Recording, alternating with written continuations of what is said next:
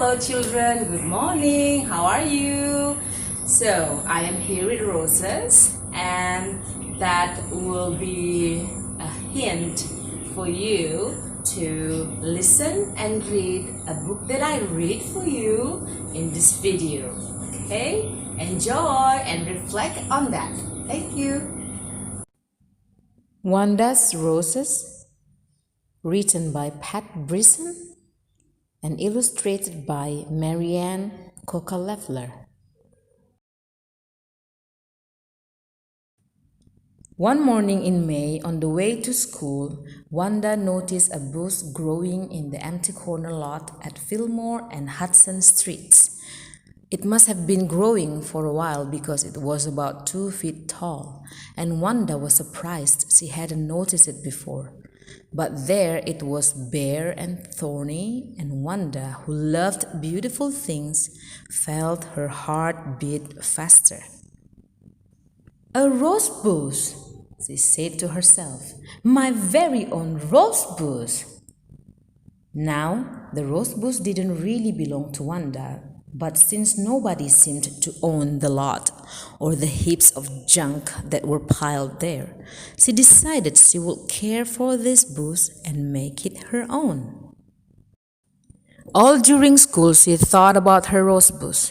During art, she drew pictures of what it would look like in bloom. During library, she borrowed books on arranging flowers. During science, she asked so many questions about how to take care of it that finally her teacher said she really must stop asking questions about roses and start thinking about electricity, which was what the lesson was about. After school, she rushed to the rose bush. It was still bare and thorny. Maybe it needs some more sun, thought Wanda. So she put down her school bag and began dragging some of the nearby trash out to the curb. Mrs. Turner, who was on her way to the store, stopped to help her with a broken chair. "Cleaning up the neighborhood, Wanda?" Mrs. Turner asked. "That's a nice project for you." "Oh, I'm not just cleaning," Wanda told her. "I'm helping my rose bush to get more sun so it will bloom." "Your rose bush?" Mrs. Turner asked. "Where is your rose bush?" "Over there," Wanda said, pointing proudly to the bare, thorny bush. "Oh, Wanda, I'm not so sure that's a rose bush," Mrs. Turner said gently. "Sure it is," said Wanda. "I've seen rose bushes in books, and this is what they look like before they bloom. You just wait. In a few weeks, this lot will be full of roses." "Well," said Mrs. Turner, shaking her head, "good luck with it, Wanda." And as she walked away, Mrs. Turner thought to herself, "If that's a rose bush, then I'm the Queen of England." The next day after school, Wanda hurried to her rose bush. It was still bare and thorny. Maybe it needs more air, thought Wanda. So she put down her school bag and began taking more of the trash out to the curb. "Once I get all this trash out of here, nothing will block the air from getting to my rose bush," Wanda thought. Mr. Claudel, who was on his way home from work, saw Wanda trying to drag an old door and stopped to help. "Cleaning up the neighborhood, are you, Wanda?" he asked. "Not just cleaning, Mr. Claudel," Wanda told him. "I'm getting rid of this trash so my rose bush will get more air." "A rose bush? Here?" Mr. Claudel asked. And so Wanda showed him the rose bush. "I don't know much about gardening, Wanda," Mr. Claudel said, frowning, "but I don't think that's a rose bush." "Sure it is," said Wanda. "And in a few weeks this lot will be filled with the sweetest smelling roses you ever saw." She thanked Mr. Claudel for his help and went off to drag away some more trash. Mr. Claudel shook his head. If that's a rosebush, he said to himself, then I'm the king of France. Every day after school that week and the next, Wanda worked in the empty lot. Mrs. Giamoni, who lived in an apartment next door, gave Wanda trash bags for the old shoes, broken toys, and bits of glass that she was picking up. You have done a great job cleaning up this lot, Wanda, Mrs. Giamoni told her. Oh, I'm not just cleaning, Wanda said. I have to get rid of all this trash so my rosebush will get enough sun and fresh air to bloom. But where is your rosebush? Mrs. Giamoni asked. So Wanda showed her. Mrs. Giamoni put her hand on Wanda's shoulder and spoke softly to her.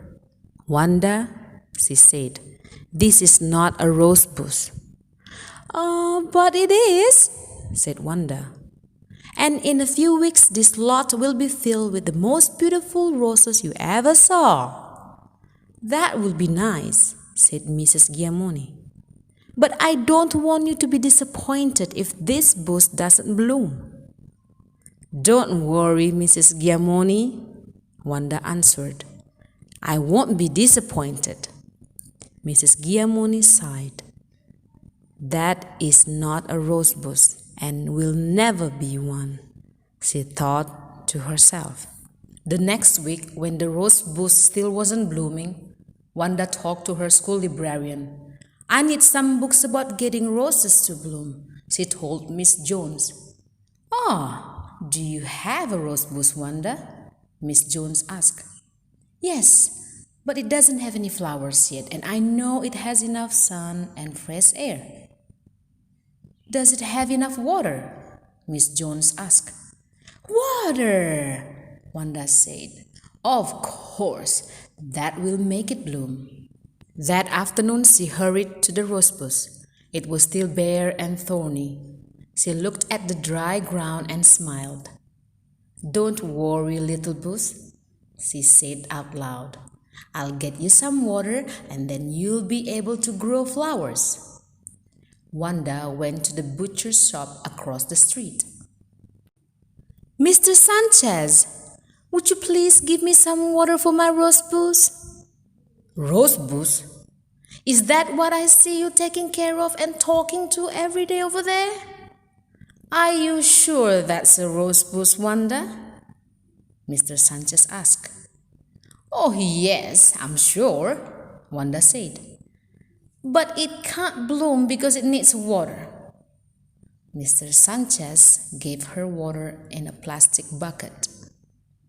I hope that really a rosebush, Wanda, he said, looking at her doubtfully. You'll see, Wanda told him.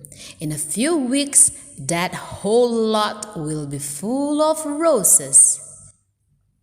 As Wanda carried the water to her rosebush, Mr. Sanchez muttered, In a few weeks, that thorn bush will still be a thorn bush.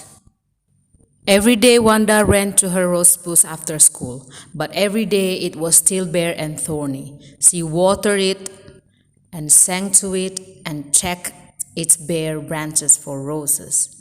Mr. Claudel, on his way home from work, stopped to see if there were any roses yet. Mrs. Turner, on her way to the butcher's shop, stopped to see if there were any roses yet. Mrs. Giamoni, seeing Wanda in the lot, called down from her apartment to ask if there were any roses yet. When Wanda went to the library school, Miss Jones asked if there were any roses yet. And every day when Wanda went to the butcher shop for water, Mr. Sanchez asked if there were any roses yet. To each person, Wanda would answer the same thing. Just you wait. Pretty soon, this whole lot will be filled with roses. And then one day in June, Wanda had an idea. Looking at the bare, thorny bush, she said, If my rose bush won't give roses to me, I'll just have to give roses to my rose bush. And when she saw Mrs. Turner, Mr. Cloudell, Mrs. Giamoni, Miss Jones, and Mr. Sanchez, she gave each of them an invitation that said, "Please come for tea and muffins in Wanda's Rose Garden Saturday morning at 9." "Oh dear," said Mrs. Turner. "Is she still expecting to get roses from that bush?" "Oh no," said Mr. Cloudell. "And she has worked so hard too." "Oh my," said Mrs. Giamoni. "She'll be so disappointed." "Oh darn," said Mr. Sanchez. "There must be something I can do." "Oh good," said Miss Jones, who had only heard about the bush from Wanda and hadn't seen it for herself. "And I'll bring the muffins." The night before the tea party, everyone was very busy, and the next morning at 9, everyone was surprised to see Wanda's rose bush covered with roses, paper roses that Wanda had made herself and carefully tied to each bare, thorny branch.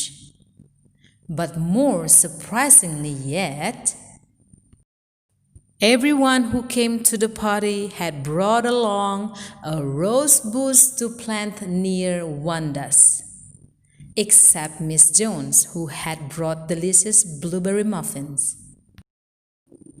After they had eaten their muffins and drunk their tea, they all got busy planting rose bushes. Mr. Cloudell and Mrs. Turner dug the holes.